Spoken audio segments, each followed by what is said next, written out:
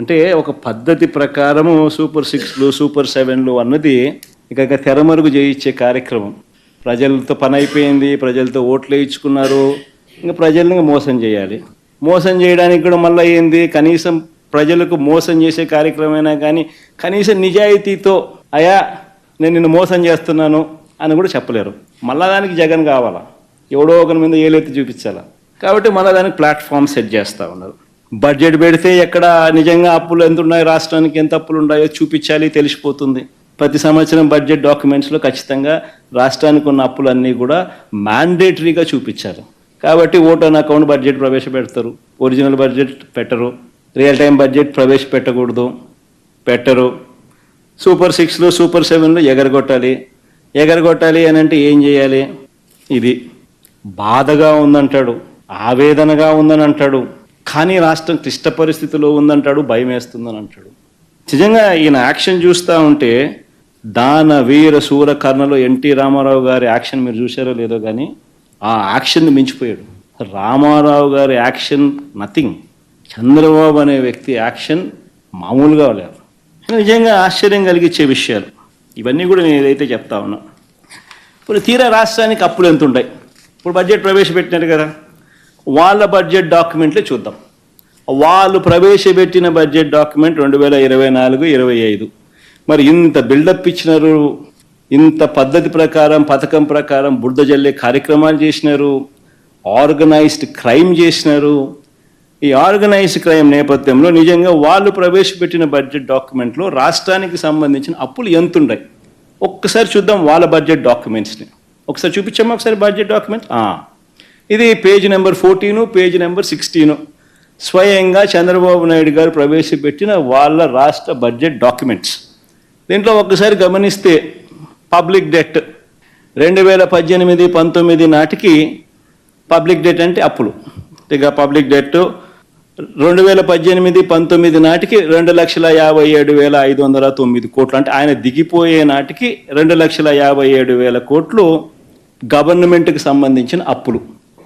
ఈ అప్పుకు government various కార్పొరేషన్స్కు government guarantee కూడా ఇచ్చి ఇచ్చిన ఆ అప్పులు కూడా కలుపుకుంటే ఆ పైన 48,000, ఆ పైన ఇది 2018-19లో ఇంకొక 55,000 కోట్లు కలుపుకోవాలి. అంటే గవర్నమెంట్ అప్పు, గవర్నమెంట్ కార్పొరేషన్లకు సంబంధించి గ్యారంటీ ఇచ్చిన అప్పులు, which actually becomes the det of the state government. అంటే గవర్నమెంట్ స్వయంగా తీసుకున్న అప్పులు, గవర్నమెంట్ పూచీపడ్డ అప్పులు, ఈ రెండు డెట్ అంటారు. ఈ రెండు డెట్ చూస్తే చంద్రబాబు నాయుడు గారు దిగిపోయే నాటికి 2,57,000 కోట్లు ప్లస్ ఈ 55,000 కోట్లు, అంటే 3,13,000 కోట్ల రూపాయలు చంద్రబాబు నాయుడు గారు దిగిపోయే నాటికి అప్పులుంటే, మా ప్రభుత్వం వచ్చేసరికి మా ప్రభుత్వం వచ్చేసరికి ఆ అప్పులు వీళ్ళు చూపించిన దాని ప్రకారమే 4,90,000. మా ప్రభుత్వం దిగిపోయే నాటికి గవర్నమెంట్ అప్పులు 4,91,774 కోట్లు ప్లస్ గవర్నమెంట్ పూచీపడ్డ అప్పులు 1,54,000 కోట్లు, అంటే రెండే కలిపితే 6,46,000 కోట్ల రూపాయలు. అంటే వాళ్ళ చంద్రబాబు నాయుడు హయాంలో 3,13,000 కోట్లు ఉన్న అప్పులు మా హయాంకి వచ్చేసరికి, మా హయాం అయిపోయేసరికి 6,46,000 కోట్లు అప్పులుగా వాళ్ళంతకు వాళ్ళే చూపించడం జరిగింది. మరి ఎక్కడ 14 లక్షలు, ఎక్కడ 11 లక్షలు, ఎక్కడ 12.5 లక్షలు, ఎక్కడ 10 లక్షలు, చివరికి వచ్చేసరికి 6,46,000 కోట్లకు తెంచినారు.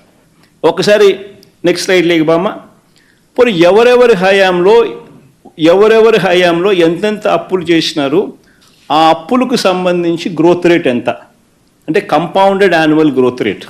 ఇది వెరీ ఇంపార్టెంట్. అంటే ఎవరి హయాంలో కూడా సగటున అప్పుల వార్షిక వృద్ధి రేటు ఎంత, కంపౌండెడ్ యాన్యువల్ గ్రోత్ రేట్ ఎంత అని చూస్తే, చంద్రబాబు నాయుడు గారు అధికారంలోకి వచ్చే నాటికి 1,32,000 అప్పులు రాష్ట్ర ప్రభుత్వానికి ఉంటే, చంద్రబాబు నాయుడు గారు అధికారం దిగిపోయే నాటికి 3,13,018 కోట్లు అప్పులు. అంటే కంపౌండెడ్ యాన్యువల్ గ్రోత్ రేట్ అంటే వార్షిక అప్పుల సగటు వార్షిక వృద్ధి రేటు 19.54%. ఆయన హయాంలో ఆయన అప్పులు చేస్తే మా హయాంలో మా 5 ఏళ్ల కాలంలో మా హయాంలో 3,13,000 కోట్లు 6,46,000 కోట్లు అయింది.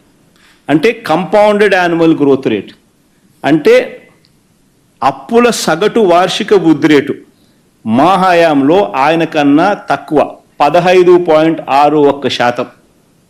అంటే చంద్రబాబు నాయుడు గారి కన్నా ఏకంగా 4% తక్కువ. పోనీ లేబ్బా అప్పులు అంటున్నారు కాబట్టి ఇంకా ఒక అడుగు ముందుకేద్దాం. ఇంకా ఒక అడుగు ముందుకేసి నాన్ గ్యారంటీడ్ అప్పు కూడా తీసుకుందాం. నాన్ గ్యారంటీడ్ అప్పు కూడా తీసుకుంటే పవర్ సెక్టర్కు ప్రధానంగా ఉంటాయి కాబట్టి అది కూడా తీసుకుందాం.